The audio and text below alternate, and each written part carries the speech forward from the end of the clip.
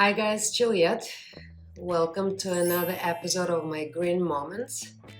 Today I'm having another repotting session, and I am repotting a plant that I've never had and took care of before. I don't really know much about it. I bought this plant for my mom back in April from the supermarket across the street. It was her birthday and we had a FaceTime celebration, so I had this beautiful plant full of bright yellow flowers with little yellow wrapping, and I have presented it to her. And now, I wanted to repot it, so when I bring it to her home, it looks like a finished product. It has a beautiful pot, and I have chosen this self-watering planter for her. This color will work best in her interior. She has a lot of earthy colors, orange and taupe, and so that will really work great there. Well, you're probably wondering where the yellow flowers are. Yeah, so was I. And again, since I've never had this plant before, I don't know much about it. There is a yellow tag that was given to me with the plant when I bought it. It was inserted in the nursery pot. I know based on other, like peace lily plant for example, I know that the white flowers turn green when there's not enough light. So I assume that in my apartment it's just not enough sun for this plant to keep its color. So all the flowers, you can see here, they just turned dark green. I mean, you can see plant is clearly not happy in this planter. So lucky us, we have everything at our fingertips, and I googled a little bit about Calla lilies and how to take care of them and what they need from us to be happy. It is an outdoor plant, but I've read that they make an excellent house plant. All they need just a lot of light. They need a great drainage. They do not need fertilizer, really, just a little bit maybe. And my guess, based on what I've read, they like to stay moist and everything, but what I've read, and I think why my plant is struggling, the stems are very soft. You see the leaves are kind of droopy and curling in. They're not really strong and perky anymore. So one is, I think, is the light, as I said earlier. The second, I think that the growers, they use a lot of fertilizer to push the plants to grow, and I think back in April, that's when the time when people buy a lot of blooming plants because of the Easter, because of different like outdoor repotting.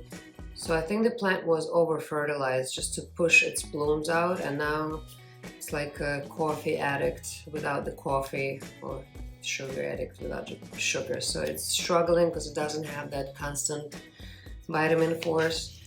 Maybe the soil is not the best soil, but definitely the plant is not happy living in this nursery pot. It's supposed to be repotted, and what is it now? We're almost in June, so it's been living in this planter for a while. Even though a lot of us believe that because there are holes at the bottom, the plant has drainage. Yes, that's true. But when the plant is sitting in the sleeve, or it's placed on the dish, and when you water and the water is standing there, so that's not good. So having a good drainage. Here we have it. So this is what I'm gonna do. I will repot this plant. I'm gonna give this plant a wonderful soil, and I use this soil for all my plants. It's made of the peat moss and offers great porosity, full of nutrients.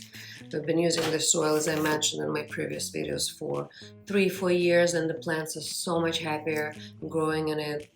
There is not many issues with overwatering and moisture levels, so this is great.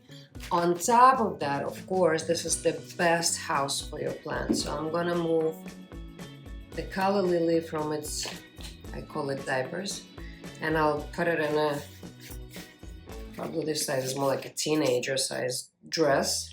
This planter has everything we need. It has drainage, it has self-watering features, so the plant can take and drink water when it needs it, how much it needs it, and the plant has more control over its requirement.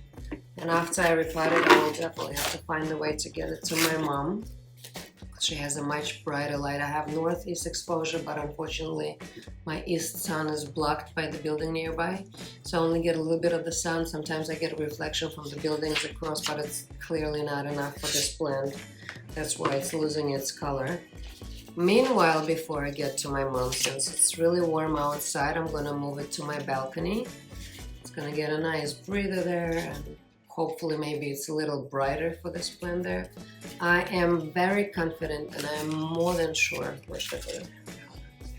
and I am more than sure that once it gets the best outfit, great soil, and I will give it some vitamins. There's no chemicals in this fertilizer. It's made by the same company as the soil that I'm using, a good dirt.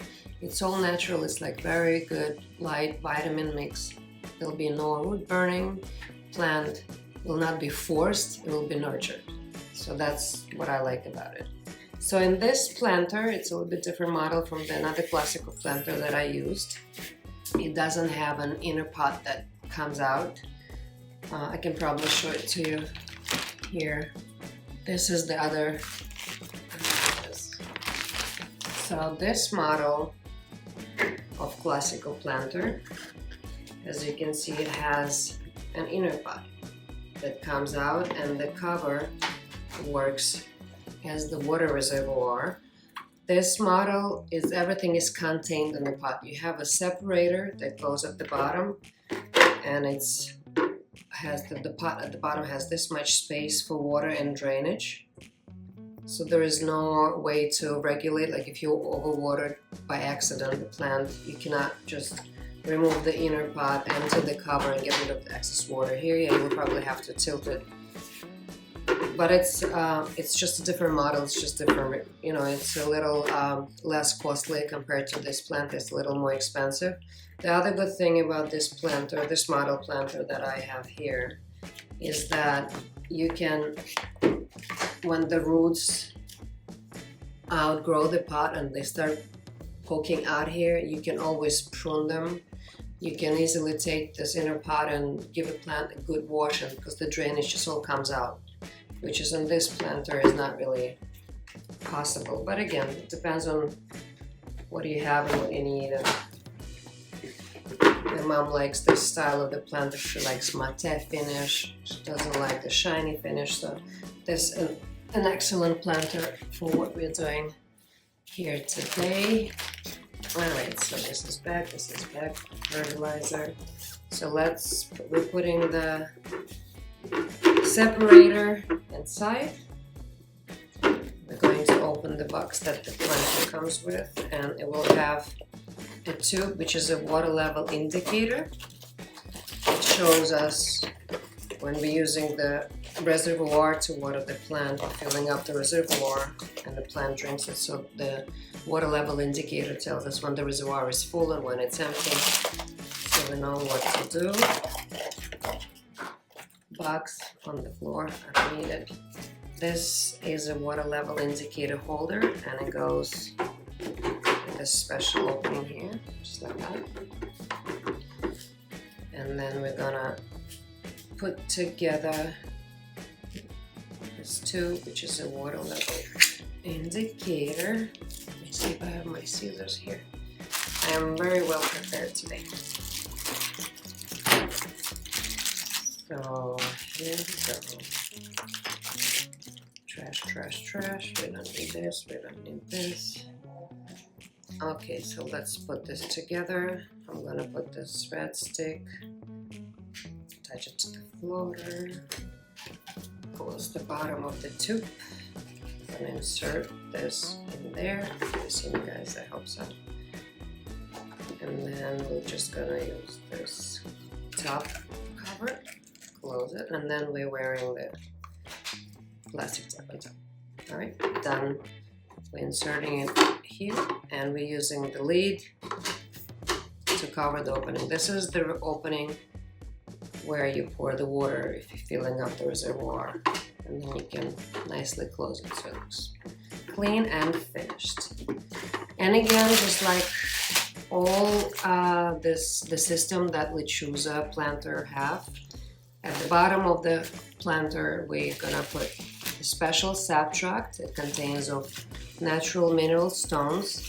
Creates a perfect level of moisture, so its moisture is leveled out, the pH balance is great, it works like a sponge, it absorbs the moisture and then it slowly releases it and plant can drink the water from it. So the overwatering and the roots get oxygen because of that sap tract, so overwatering is not an issue. So we're putting this at the bottom of the planter. See, just like that. And then we can add the soil and the plant in there. Before I'm going to repot the plant, I want to check this plant. I'm going to put my gloves on. I'm going to take it out of the pot and check the roots. See what it's all about. Maybe I'll have an answer once I take it out of the pot. Alright, let's see, guys. We discover it together.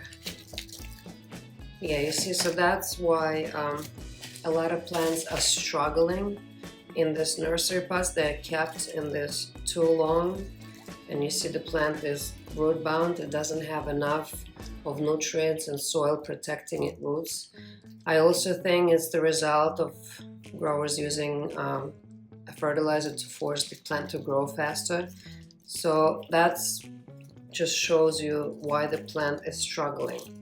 And if you have a plant in this nursery pot, a diaper, I strongly recommend you to repot it. If you don't like the idea of self-watering pot, that's fine. You can get any regular pot, clay pot, ceramic pot. As long as you have a drainage, we're all happy so the plant can breathe. But of course, if you want the best for your plants, the Lechuza planters are the best house your plant can live in. So now I have my answer. I know why my plant is not happy, why all this drying going on, and because it can't really absorb, it doesn't have nutrients to can absorb, it doesn't have cover. So I am going to loosen up the bottom roots a little bit. I'm going to actually remove this soil as much as I can because I see a lot of, see that white spots? This is all fertilizer. I don't want this plant to keep feeding on the chemicals, because I'm going to use this plant food, the vitamin water as I call it, for it. So I'm going to try and shake off as much as of that old soil as I can without really damaging the roots.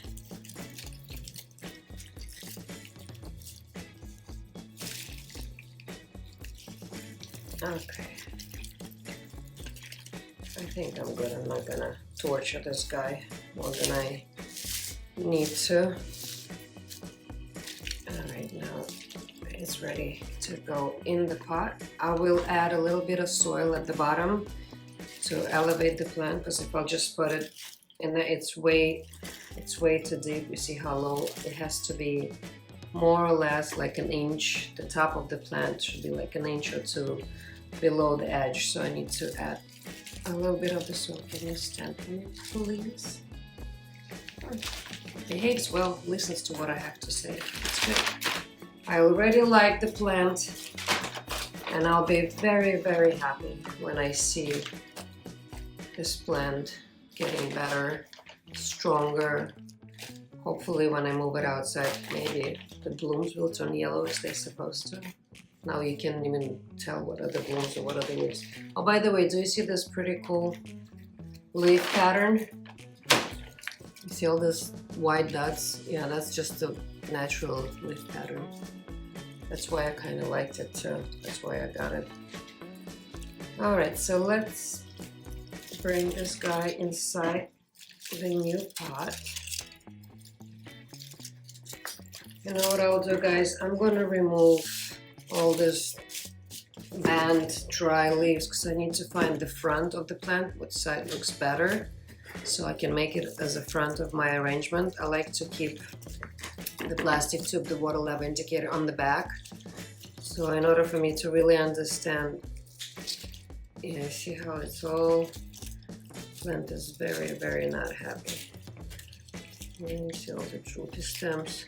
So I need to understand what is the best side of the plant after I remove all the leaves, and I think this side is better. See how this side is fuller than the back? Yeah, so I will go with this side as the front. And get rid of all the trash and the old soil. We don't need this. We're gonna give this plant the best soil there is. I can't wait to see this guy spread its wings, give the smile to me with its perky leaves. And I really hope once it gets good light, it's gonna turn yellow, because right now it doesn't look like it says on the back. Yeah, I can show you in the picture. That's the color it's supposed to be. See? Not now. It truly was at the beginning for about 3 weeks, and then it started losing the color. I know it's because of the light. So this can be easily fixed. This plant, when it lives indoors, that's what they say on internet. Again, I just learned a little bit about this plant today.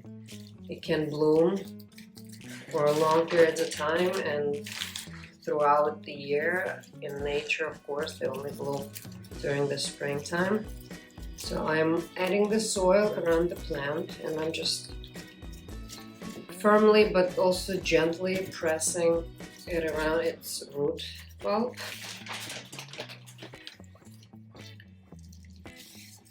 A little more.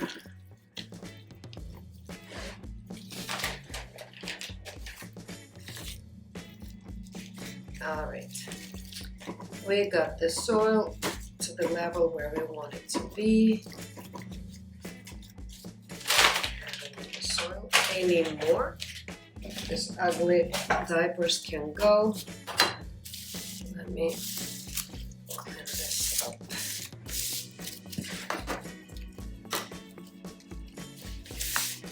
And wipe off the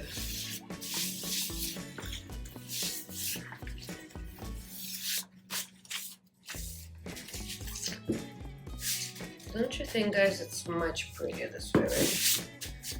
And again, once, hopefully, the flowers will turn yellow, it will be a great contrast for this planter. Yellow and this kind of nutmeg color, it would look really pretty together. All right. So now we will water the plant, make sure the plant has enough, roots have enough moisture to kind of start spreading up, opening up and growing into the new pot. I have added the fertilizer in this water, so I want to give extra vitamins to help the plant to recover and adapt to its new pot. And I will give this a good drink. I will use the whole watering can. It's about 40 ounces because I really want to give this plant a good soak. It likes the moisture. I'm not worried about overwatering it right now.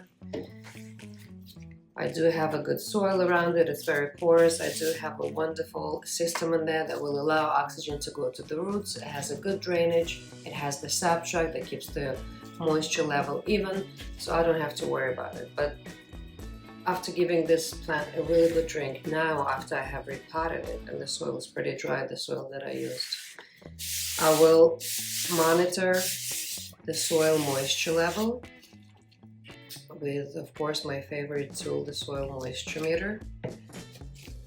And because this plant likes to stay moist more or less, I'm just waiting for the water to settle down before I keep pouring it. So I'm gonna use the soil moisture meter, knowing that the plant, learning today that this plant likes to be moist. I will treat it just like I would treat the bird of paradise, for example. I will water the plant and I'll wait for the soil to dry and be not in the red zone, the dry zone, but I will give it another drink when it's in the lower moist zone. So let's say when it's around 4, between 4 and 5, that's when I will water the plant. For the next 3-4 months, I need to wait for the roots to grow. I need them to kind of get comfortable in there so they can easily absorb the moisture. So I will water the plant through the soil. I will test the soil.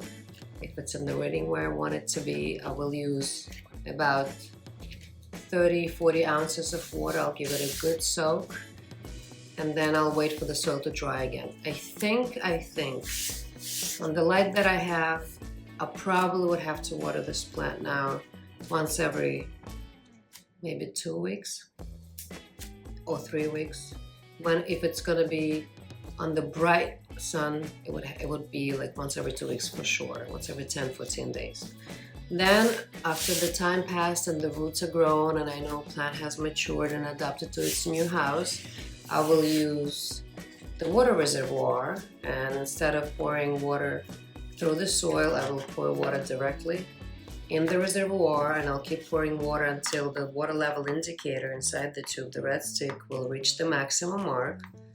I will let the plant to decide how much it wants to drink. When I see the water level indicator, the red stick is back down to minimum, I know the reservoir is empty, but it doesn't mean I have to give the plant the water right away. It just tells me reservoir is empty and I should test the soil. And this is what I'm going to do. After the reservoir is empty, I'm going to start testing the soil. Some people do not like using the tools. They trust their finger more than they trust the tool. And of course, it's okay to use your finger. All you have to do, of course, without the glove. Naked finger, no glove. You have to stick it in the soil as deep as you can around the plant.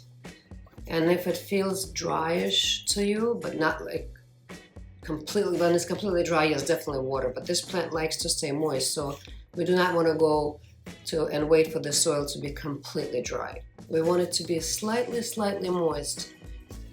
That's when this plant wants to get a drink. So if you trust your finger, go ahead. If you don't trust your finger, that's what you need. I sell the soil moisture meter on our online shop at mycityplants.com if you want to buy it. So let me finish up giving this plant vitamin drink.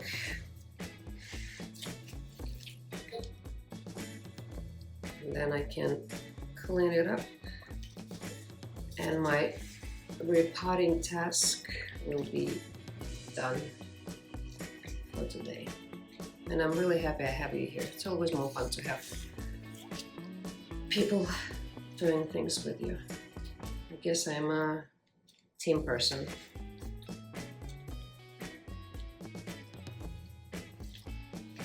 Let me see if we reach the lows. That's, by the way, another good thing about this meter. Once you water the plant, if you want to make sure that you use the right amount of water and the lower roots, the water reach to the lower roots, you can also test the soil after you watered the plant. So you see right now, I don't know if you can see with the reflection, but right now it's in a wet zone, which is exactly where it's supposed to be. And you see I used a little bit too much water, or I poured it too fast. That's why there is a little excess water collected at the bottom, but again, that's fine. It's just a little bit and it will evaporate. Plant cannot reach the water reservoir yet. So right now it's well watered. It's in a new pot, in a new soil. I really hope it will recover. I will put it out on the balcony now and let it enjoy some fresh air and a little brighter light. Thank you guys for being here with me. You take care of yourself, you take care of your plants. I hope you learned something today. Well, I did. You have a wonderful day, stay well, and I see you soon.